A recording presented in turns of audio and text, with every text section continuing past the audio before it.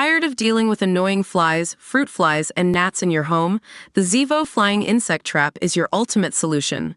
Don't wait. Check out the link in the video description now to get your Zevo Flying Insect Trap on Amazon and enjoy a bug-free home today. As they lay trapped in the pitch-black trunk of their car, all Jeanette and Greg Fennell could think about was the safety of their 9-month-old son. Moments before, the couple had been forced into their vehicle at gunpoint by masked thugs. But even more terrifying for the couple was the fact that their baby had been on the back seat at the time. Speaking to DailyMail.com about the harrowing night in 1995, she recalled, "They got in the car and all we heard them say was, 'There's a baby.' But try as they might, the couple could not free themselves and so began an ordeal, which saw them go hours thinking their son Alex had been kidnapped or killed. The nightmare unfolded as the Fennells were returning home from dinner at a friend's house. They pulled into their garage as usual, but before the door could shut, a group of men wearing gloves and Halloween masks swarmed their white Lexus. They forced the couple into the trunk and sped off into the night. As that was happening, I'm like to my husband, 'Can you hear the baby? Can you hear the baby?' Jeanette told DailyMail.com. And then, like your mind does crazy things. I'm like, oh, I just saw this show on Oprah that says if you don't get away in the first 5 minutes, you're dead, and and we're talking crazy like that and we're starting to pray and I kept saying, 'Can you hear him?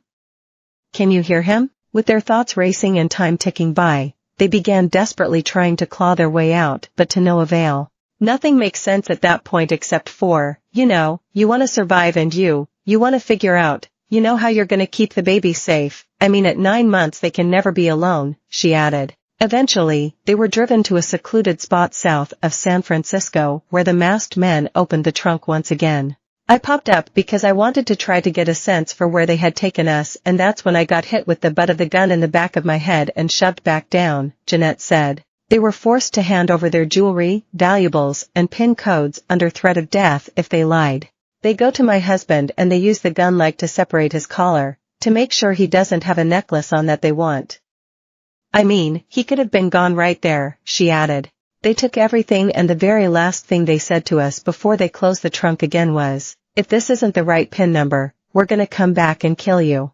With that they slammed the trunk shut and sped off in a waiting getaway vehicle, leaving the couple for dead. But in a moment Jeanette calls divine intervention, she spied a light shining on a device, which turned out to be the internal trunk release mechanism. The couple managed to make their escape and dialed 911 begging police for help. Miraculously Alex was located safe and sound shortly after. The kidnappers had deposited him unharmed in the foyer of the family's home.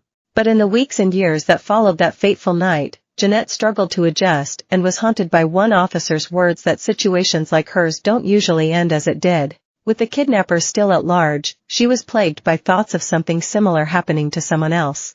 "I thought this was crazy. How can you put somebody in their own trunk and they can't get out?" she said. Fueled by her rage, Fennell wrote to car manufacturers demanding to know why vehicles do not come with emergency latch releases as standard. After getting no response, she kicked her campaign up a notch by compiling the first ever data set on the amount of accidents involving people locked in trunks. But in a pre-Google world, this involved sifting through pages of newspaper, cuttings and court transcripts. "I'd put in trunk and locked in and get 10K matches," she explained. "Then, I'd spend hours reading through every single result." Her efforts uncovered some alarming statistics: 931 incidents involving 1,082 people.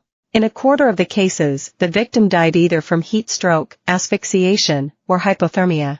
Victims were typically children who had climbed in while playing or people who were being kidnapped.